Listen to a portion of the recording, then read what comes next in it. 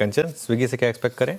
Numbers यहाँ पे इस क्वार्टर में भी हमें थोड़े दबाव में ही आते हुए दिखाई देंगे। देखिए, रेवेन्यू की बात करी जाए तो करीबन 6,560 करोड़ पे जो नंबर है वो आता हुआ दिखाई दे सकता है, लेकिन जितने भी ऑपरेटिंग नंबर्स हैं आपको यहाँ पे एक नेगेटिव जर्नी ही आती हुई दिखाई देगी। पैट में करीब करीब 850 करोड़ का हमें दबाव देखने को मिल सकता है। मार्जिन यहाँ पे 11% तक आपको गिरते हुए दिखाई दे सकते हैं। अब इनके अगर फूड डिलीवरी बिजनेस की बात करी जाए तो जीओवी अगर देखा जाए तो 18% की ग्रोथ जो है एक्सपेक्टेड है, लेकिन अगर आप मार्जिन की बात करेंगे तो यहाँ पे हमें एक दबाव देखने को मिल सकता है, जिससे ये समझ में आ रहा है कि जो कंपनी है वो क्वार्टर ऑन क्वार्टर बेसिस पे लेस प्रॉफिटेबल होती हुई दिखाई दे रही है।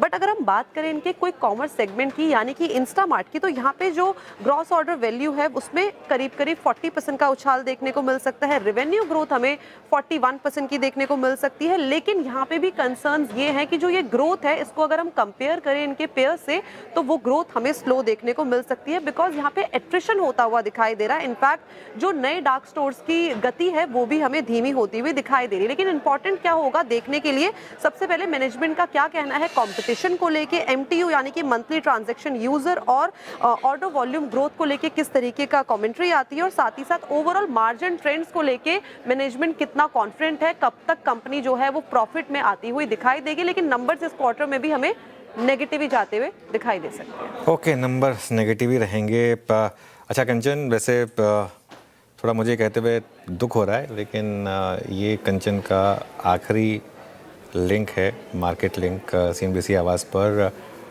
कंचन की सीएनबीसी आवाज़ की जर्नी आज एंड हो रही है। कंचन, मैं आपको तहे दिल से शुक्रिया कहूँगा जो आपने पिछले 2-2.5 साल इतनी शिद्दत से काम किया, और आगे आपकी प्रोफेशनल और पर्सनल जर्नी के लिए आपको all the best. Thank you so much sir. Sir, इसी के साथ आज गुरु पूर्णिमा भी है, तो मैंने कुछ लाइंस आपके लिए लिखी है, बिकॉज एक ऐसा फेज था जहाँ पे मैं बहुत परेशान थी, तो उस टाइम पे आपने मुझे बहुत सपोर्ट किया, तो कुछ लाइन मैं बोलना चाहूँगी। जब राहें धुंधली थी आपने विश्वास जगाया, जब मन हार गया था तो उस टाइम पे आपने दरवाज़ा दिखाया, हर ठोकर को सीख बनाया, हर अंधेरे में उजियारा दिखाया। आपने केवल मेरी मंजिल नहीं, मंजिल तक पहुंचने का मुझको साहस भी दिया। हर कठिन पल में आपने जीने का नया विश्वास दिया। इस गुरु पूर्णिमा में आपको मेरा शत शत नमन। Thank you so much sir, thank you so much पूरे ही सीएनबीसी आवाज़ की फैमिली को, सारे ही व्यूअर्स को इतना प्यार देने के लिए। एंड अनुज सर, दिल से thank you, and thank you so much कि आपने मुझे ये प्लेटफॉर्म दिया और मुझे ये मुकाम मिला। It's just because of you. चलिए कंचन, थैंक यू, काफ़ी आपने इमोशनल कर दिया वैसे, लेकिन मुझे मतलब मिक्स फीलिंग है। जो इतनी अच्छी बात कंचन ने कही है ना वीरू, लेकिन जो कंचन ने, जैसे मैंने कहा कि काफ़ी अच्छा काम किया, और पूरी टीम मिस करेगी कंचन को, ये बात मैं कह सकता हूँ। मैं ज़रूर मिस करने वाला हूँ।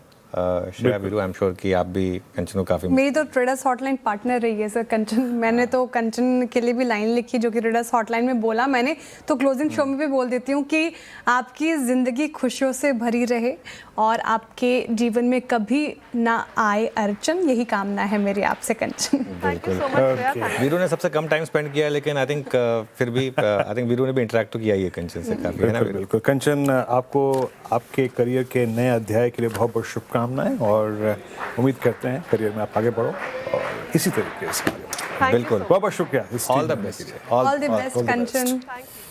चलिए आगे बढ़ते हैं।